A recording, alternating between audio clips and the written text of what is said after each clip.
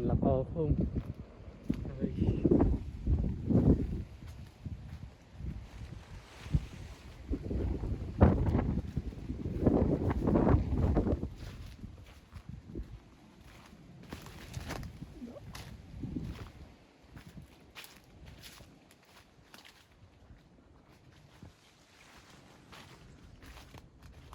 Có người ăn trộm cà kìa,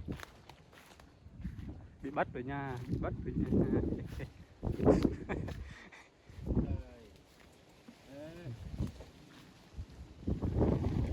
Vào phát rồi chế nhiều quá, ok luôn.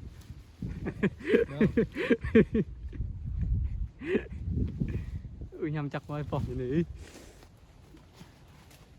Thế mà trời ạ, kịp.